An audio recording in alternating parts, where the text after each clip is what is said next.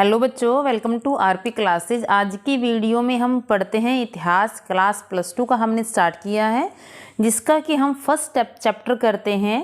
First chapter का नाम जैसा कि आपको पता है, ईंटें, मनके तथा अस्थियां किसकी? हड़प्पा सभ्यता की। यानी हम हड़प्पा सभ्यता के बारे में हम जानेंगे, इसके नाम, ये कहाँ कब शुरू हुई थी, इसका जीवन कैसा रहा है, चाहे सामाजिक जीवन रहा है, आर्थिक जीवन रहा है, इसकी नगर योजना कैसी रही थी, हम सब आप इसके बारे में यानी हड़प्पा सभ्यता के बारे में विस्तार से पढ़ते हैं। जो आपकी ये +2 की हिस्ट्री है, ये आपको +2 में तो आपके काम आएगी ही आएगी, साथ में इतनी ज़्यादा इम्पोर्टेंट है बच्चे, ये किसी भी कंपटीशन एग्ज़ाम में, कहीं भी कंपटीशन एग्ज़ाम हो, वहाँ पर ये हिस्ट्री आती ही आती है और क्वेश्चन इससे बाहर नहीं आता। चाहे आप किसी भी स्टेट का एग्ज़ाम देने गए हों, आप हरियाणा का एसडेट देख लीजिए, कोई कंपटीशन देख लीजिए, चाहे आप किसी भी स्टेट का कोई भी कंपटीशन एग्ज़ाम देख लीजिए, वहाँ पर आपको ये हिस्ट्री मोस्ट इम्पोर्टेंट अपनी भूमिका निभाती है। इसलिए इसको बच्चे ध्यान से पढ़ लेना, ताकि आप सिर्फ +2 के लिए नहीं, अपनी लाइफ में भी आप कभी भी यदि कोई क्वेश्चन आ जाए तो आप यहाँ से उसका आंसर दे सकते हैं। सबसे पहले हम हड़प्पा सभ्यता की बात करेंगे। हड़प्पा सभ्यता जो कि एक बहुत प्राचीन सभ्यता है, यह अगर हम हिस्ट्री की बात करते हैं, इतिहास की बात करते हैं, तो स्टार्ट ही हड़प्पा सभ्यता से जैसे शुरू माना जाता है। तो इस सभ्यता की खोज ने एक नए इतिहास का श्री गणेश कर दिया। सबसे पहले अगर पूछा जाए कि हड़प्पा सभ्यता की खोज किसने की थी, तो दयाराम साहनी ने 1921 में हड़प्पा सभ्यता की खोज की थी। अब हम जानेंगे हड़प्पा सभ्यता के विभिन्न नाम, यानी हड़प्पा सभ्यता के नाम, क्यों इसका नाम हड़प्पा सभ्यता कहा गया या इसको किन अन्य नामों से जाना जाता है। देख लेते हैं हड़प्पा सभ्यता के नाम। हड़प्पा सभ्यता को यह नाम इसलिए दिया गया क्योंकि सिंधु घाटी सभ्यता के सर्वप्रथम चिन्ह हमें हड़प्पा के स्थान से मिले। यानी सबसे पहले हड़प्पा सभ्यता में खोज किसकी हुई थी? हड़प्पा नगर की हुई थी, इसलिए उसी के नाम से इसको हड़प्पा सभ्यता कहा गया। इसको सिंधु घाटी की सभ्यता भी कहा जाता है। क्यों? क्योंकि सिंधु नदी के किनारे पर ही इसके अधिकतर चिन्ह मिले थे। स्टार्टिंग में जो इसके जितने भी चिन्ह मिले थे वो कहाँ मिले थे? सिंधु नदी के आसपास के एरिया में हमें हड़प्पा सभ्यता की हमारी खोज हुई थी, इस सभ्यता की खोज हुई थी, इसलिए इसको सिंधु घाटी की सभ्यता भी कहा जाता है। यहाँ तक कि इसको कांस्य युगीन सभ्यता के नाम से भी जाना जाता है। कांस्य युगीन सभ्यता क्यों कहा जाता है? क्योंकि इस सभ्यता के लोग बर्तन, मूर्ति और औजार बनाने के लिए कांस्य का प्रमुख रूप से प्रयोग करते थे, इसलिए इसको कांस्य युगीन सभ्यता के नाम से भी जाना जाता है। आपके पास एग्जाम में हड़प्पा सभ्यता आ जाए, सिंधु घाटी की सभ्यता आ जाए या कांस्य युगीन सभ्यता आ जाए, तो इसका मतलब क्या है? आप इसी सभ्यता के बारे में बात कर रहे हैं। अब बात आ जाती है कालक्रम, यानी कब स्टार्ट हुई थी हड़प्पा सभ्यता। इस सभ्यता के स्टार्ट होने में भी विभिन्न, क्योंकि अलग अलग विद्वान हैं, अलग अलग इतिहासकार हैं, सब ने अपनी अलग अलग राय दी है, तो इसके अंदर भी बहुत सारे, जैसे सबसे पहले सर जॉन मार्शल हैं, उसने बोला 3250 से 2750 ईस्वी तक प्रफुल्लित हुई। अर्नेस्ट मैके 2800 से 2500 तक बताते हैं। REM व्हीलर ने इसको 2500-1500 तक बताया है। लेकिन अगर हम जिस पर विश्वास करेंगे वो क्या है? Radio carbon dating. इसके अनुसार उसने क्या तय किया है? इन तीन को बताया है कि जब स्टार्टिंग हुई थी 3500 से 2600 तक, लेकिन यदि हम इसका विकसित चरण माना जाए तो क्या है? 2600 से 1900 तक, और यदि उत्तरकालीन यानी अंतिम चरण 1900 से 1200 तक भी माना जाता है।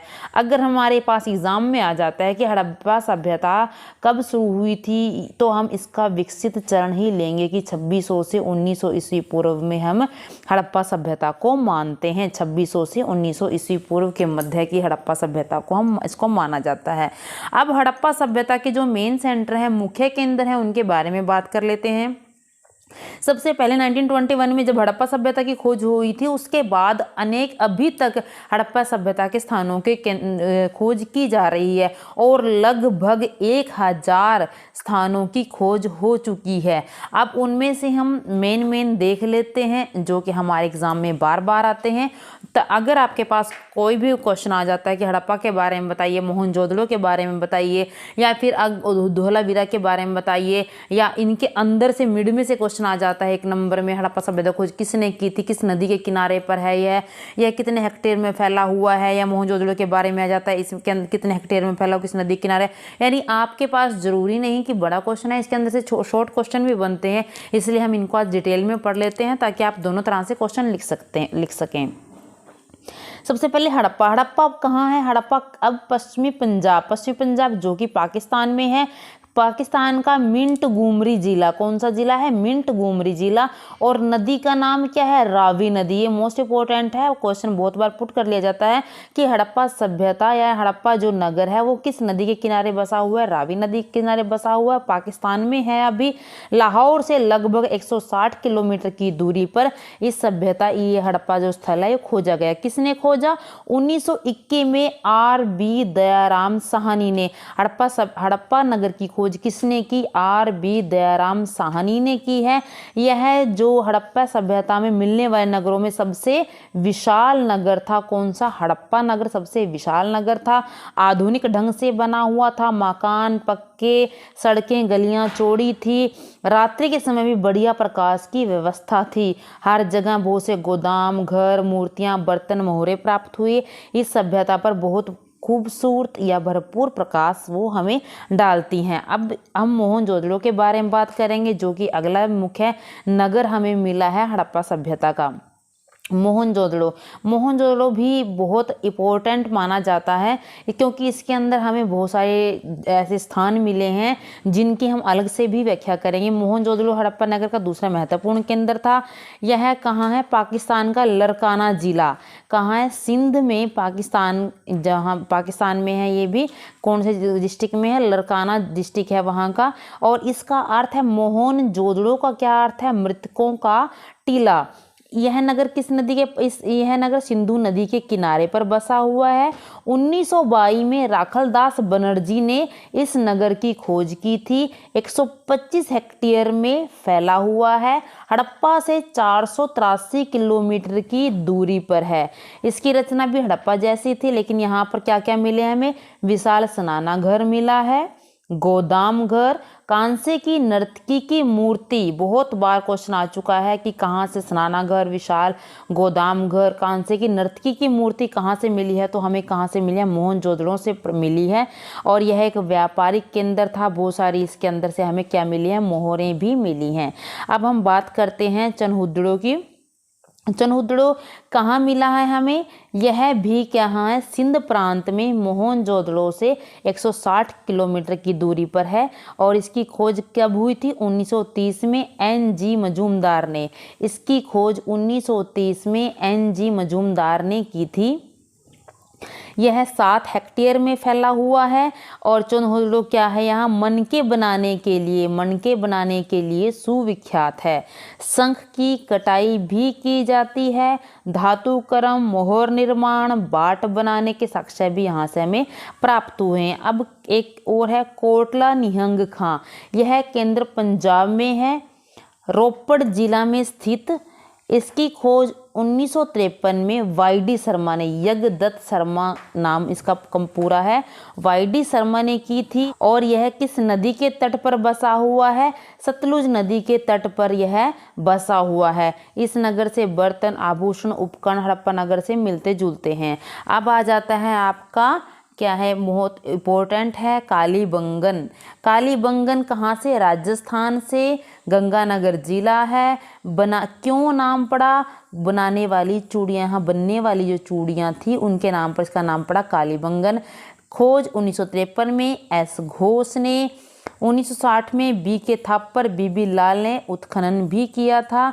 इस नगर की निर्माण योजना हड़प्पा नगर की योजना जैसी ही थी। यहाँ से भी हमें बर्तन, आभूषण, खिलौने मिले हैं। लोथल, यह भारत में स्थित है। लोथल था जो, यह नगर गुजरात प्रांत के जिला अहमदनगर में स्थित है। लोथल कहाँ है? गुजरात प्रांत का जिला है अहमदनगर, वहाँ पर स्थित है। इस नगर की खोज 1955 में S.R. राव ने की थी। यह नगर अपनी बहुत बड़ी बंदरगाह के कारण, लोथल क्या है बच्चे? बंदरगाह है। मोस्ट इम्पोर्टेंट याद रखना, बंदरगाह का पूछा जाए कि बंदरगाह कौन सी है तो लोथल एक बंदरगाह है। इस बंदरगाह से पश्चिमी एशिया के देशों से व्यापार चलता था। इसके अतिरिक्त यहाँ मनके बनाने का उद्योग भी मिला है। यहाँ से प्राप्त खंडहरों से हमें हड़प्पा संस्कृति के क्या मिले, स्नानघर, सड़कों और नालियों के विषय में ज्ञान प्राप्त हुआ है। दुर्ग को दीवारों से घेरा हुआ नहीं कहा गया था। अन्य नगरों की भांति लोथल के दुर्ग को दीवार से घेरा नहीं गया था। इसकी कुछ ऊंचाई पर, परंतु इसको थोड़ी सी ऊंचाई पर बनाया गया था। आगे है आलमगीरपुर। आलमगीरपुर यह नगर कहाँ है? अभी यूपी में है, मेरठ जिला है। इस नगर की खोज 1958 में वाई.डी. शर्मा ने की थी। यहाँ से हमें क्या मिलते हैं? आभूषण, मूर्तियाँ और बर्तन प्राप्त हुए हैं।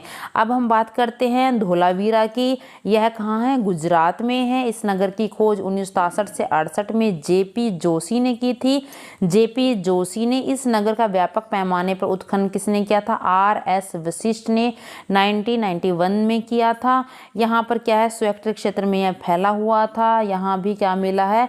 विशाल नगर है। या ये जो भारत में हड़प्पा सभ्यता का सबसे विशाल नगर है। अपने यहाँ पर क्या है? मेन मनके बनाने के लिए प्रसिद्ध है। मनकों में छेद करने के लिए विशेष उपकरण बड़ी मात्रा में यहाँ पर हमें मिले हैं। यहाँ जलाशय के साक्ष्य भी मिले हैं। इनका प्रयोग किसके लिए? खेतों की सिंचाई के लिए किया जाता था। आगे हम बात करते हैं संघोल की। पूर्वी पंजाब के लुधियाना में स्थित है। खुदाई 1968 में एस तलवार ने और आर.एस. वशिष्ठ ने। यहाँ पर भी बर्तन, मूर्तियाँ प्राप्त हुए हैं। बहुत बड़ी खाई है इस नगर के बाहर, जो कि हमेशा पानी से भरी हुई थी शत्रुओं के बचाव से। अब बनावली हमारा कहाँ पर है? जो कि हमारा हरियाणा में स्थित है। बनावली यह हरियाणा के हिसार जो जिला है वहाँ स्थित है। खोज 1973 में आर.एस. वशिष्ठ ने की थी। सुनियोजित ढंग से इसको बनाया गया है। इस नगर से मोहरे, उपकरण, आभूषण, मूर्तियाँ हमें मिली हैं। अन्य केंद्र क्या क्या हैं? हड़प्पा सभ्यता के पाकिस्तान में सुत, कागेडोर, बालाकोट, आमिरी, कोटदीजी। भारत में मांडा, जम्मू में राखीगढ़ी, मिताथल, बड़े गांव, अखबेड़ी। यूपी में नागेश्वर, रंगपुर। गुजरात में प्रसिद्ध केंद्र हमें मिले हैं। हड़प्पा सभ्यता की खोज के सबसे ज़्यादा जो केंद्र हैं हमें गुजरात में मिले हैं भारत की स्वतंत्रता के बाद। अब एक और बात कर ली जाए, यदि आपसे क्वेश्चन पुट कर लिया जाए कि भारत में, या फिर ये पूछ लिया जाए कि अब जो आपका हड़प्पा सभ्यता है उत्तर में सबसे अंतिम कहाँ है, पूर्व में कहाँ है, पश्चिम में सबसे अंतिम केंद्र कौन सा है, तो दक्षिण में सबसे अंतिम केंद्र कौन सा है, उसके बारे में भी हमें पता होना चाहिए। जैसे कि मैंने बोला है कि कंपटीशन के लिए भी ज़रूरी है और आपकी क्लास के लिए भी ज़रूरी है। देख लेते हैं कहाँ कहाँ पर हैं। पश्चिम में बलूचिस्तान पाकिस्तान में है, प्लस जो अंतिम छोर पश्चिम में कहाँ है? बलूचिस्तान, जो कि पाकिस्तान के सुत कागेडोर तक फैला हुआ है। पूर्व में हमारे भारत में उत्तर प्रदेश के किस जिले में? मेरठ जिले में आलमगीरपुर तक है। दक्षिण की बात कर ली जाए तो भारत में महाराष्ट्र के अहमदनगर जिले में स्थित है। दैमाबाद तक। यदि हम उत्तर में बात करें तो जम्मू कश्मीर के अखनूर जिले में स्थित मांडा तक था। ये मोस्ट इम्पोर्टेंट है बच्चे, इन चारों को हमने याद करना है कि पूर्व पश्चिम में कहाँ तक विस्तार है, पूर्व में कहाँ तक है, आपका दक्षिण में कहाँ तक है, आपका उत्तर में कहाँ तक इसका विस्तार हुआ है। तो हमें इसको अच्छे से पढ़ लेना है, याद रखना है। यह मिस्र तथा मेसोपोटामिया की सभ्यता के संयुक्त क्षेत्र से 12 गुना अधिक थी। यानी जो ये क्षेत्र हमें मिला है ये मिस्र की सभ्यता से 20 गुना, अगर मिस्र और जो आपका मेसोपोटामिया की बात कर ली जाए उन दोनों से 12 गुना अधिक एरिया में यह सभ्यता फैली हुई थी। अब हम पढ़ लेते हैं मोहनजोदड़ो के बारे में। मोहनजोदड़ो के भवन के बारे में पढ़ते हैं हम पहले। मोहनजोदड़ो के जो भवन हैं वो विशेष योजना के अधीन बनाए गए थे। इन भवनों को बाढ़ सुरक्षा के कारण ऊंचे चबूतरे पर बनाया गया। सभी भवन पक्की ईंटों के बने हुए थे। इन ईंटों को कहाँ धूप में सुखाया जाता था और भट्टी में पकाया, जैसा कि आज की हम ईंटें देखते हैं उसी टाइप की कुछ इसी तरह से ईंटें बनाई जाती थी। ईंटों की जो लंबाई चौड़ाई बता रखी है यानी क्या थी, लंबाई एवं चौड़ाई 4 गुनी और 2 गुनी थी, यानी 4 बाई हम 2 की बात कर सकते हैं। इस टाइप की वहाँ पर कुछ ईंटें बनी हुई थी। घरों को जो खाना बनाने के लिए रसोई अलग बना हुआ था, आंगन अलग बने हुए थे, चारों तरफ इस टाइप के कमरे बने हुए थे। घरों में एकांत यानी प्राइवेसी के का भी विशेष ध्यान रखा गया था। और यहाँ पर जो तल पर बनी हुई दीवारों पर क्या खिड़कियाँ नहीं रखी जाती थी। घरों में प्रकाश के लिए क्या बनाए जाते थे, फिर रोशनदान बनाए जाते थे। हर घर में शौचालय, रसोई घर, स्नानाघर का उत्तम प्रबंध था। अधिकांश घरों में पानी के लिए क्या हुआ था, कुआं खोदा हुआ था। यहाँ से 700 कुएं लगभग हमें मिले हैं। छोटे बड़े कमरे भी मिलते थे। जो धनी परिवार के लोग थे 2 मंजिले घर बनाते थे या इससे भी बड़े हो सकते थे। 3 मंजिले पर जाने के लिए ईंटों अथवा लकड़ी की सीढ़ियों के हमें प्रमाण मिले हैं। इस प्रसिद्ध इतिहासकार बीपी शाह तथा के.एस. बेहरा का यह कहना ठीक है कि संक्षेप में विचार तथा प्रबंध इतने विशेष थे कि हर कोई देखकर उसको हैरान हो जाता था कि उस समय भी इतनी विकसित सभ्यता हमारे देश में रही होगी। अब हम जो मेन इसका आ जाता है, बहुत बार विशाल स्नानागार की बात कर ली जाती है कि विशाल स्नानागार, क्योंकि जो हड़प्पा सभ्यता है वहाँ का विशाल स्नानागार मोहनजोदड़ो में जो बना हुआ था उसके बारे में हम देख लेते हैं। यह स्नानागार 180 फुट लंबा, 108 फुट चौड़ा था। इसके मध्य में 39 फुट लंबा, 23 फुट चौड़ा और 8 फुट गहरा तालाब बना हुआ था। इस तालाब की दीवारें तथा फर्श पक्की ईंटों के बनाए गए थे। प्रवेश करने के लिए उत्तरी तथा दक्षिणी छोरों पर ईंटों की सीढ़ियां बनाई गई थी। इस तालाब के निकट एक कुआं था। तालाब में पानी कहां से भरा जाता था, कुएं से। इस तालाब के गंदे पानी के निकास के लिए अलग नालियों का प्रबंध किया गया था। इस तालाब के चारों बरामदे बने हुए थे। इन बरामदों के नीचे 2 मंजिला कमरे थे। ऊपर के कमरे पुजारियों के लिए, नीचे के कमरे जनसाधारण के लिए। यह माना जाता था कि लोग यहाँ पर त्योहारों पर स्नान करने के लिए आते होंगे। स्नानागार को जल क्रीड़ागार भी माना जाता है, किंतु यह अभी तार्किक प्रतीत नहीं होता। ये था स्नानागार मोहनजोदड़ो का। अब हम अन्नाघर के बारे में भी बात कर लेते हैं। वहाँ का अन्नाघर भी बहुत इंपॉर्टेंट रहा है। मोहनजोदड़ो से प्राप्त एक प्रसिद्ध भवन अन्नाघर था। एक ऊंचे चबूतरे पर बना हुआ था। यह 45.72 मीटर लंबा, 22.86 मीटर चौड़ा है। ईंटों के बने हुए स्थायी कमरे हमें यहाँ मिलते हैं।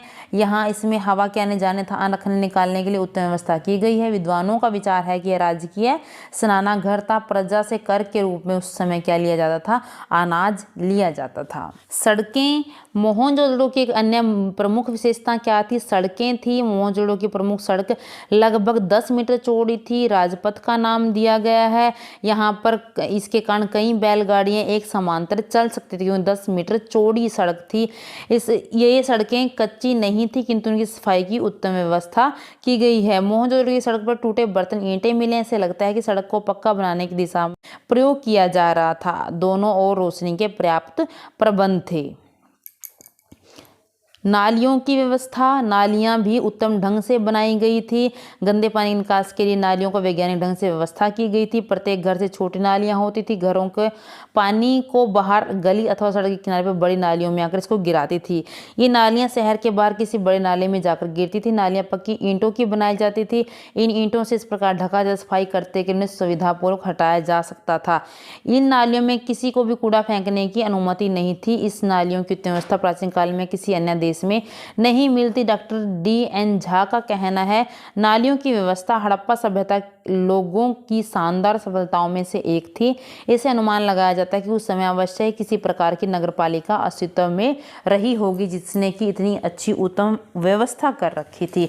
अगर हम नगर योजना की बात करें, अगर आपके पास क्वेश्चन आ जाता है कि हड़प्पा सभ्यता की नगर योजना के बारे में बताइए, तो नगर योजना हड़प्पा सभ्यता की, इसके अंदर क्या हम आएंगे, जैसे भवन, मैंने अभी भवन के बारे में बताया कि वहाँ के भवन किस प्रकार बने हुए थे, भवन के बारे में लिख सकते हैं हम। उसके बाद विशाल स्नानागार के बारे में और नालियों की व्यवस्था के बारे में, सड़कों के बारे में, यानी हमने नगर योजना जो अभी हमने पढ़ा है इसी के अंदर से क्वेश्चन बन जाता है। नगर योजना का भी वो भी सेम हमने ऐसा ही क्वेश्चन बनाकर लिखना है। बाकी का हमारा जो चैप्टर है वो हम कल की वीडियो में समाप्त करेंगे। और आज की वीडियो हमारी यहीं तक थी। आपको मेरी वीडियो कैसी लगी ज़रूर बताएं। Thank you.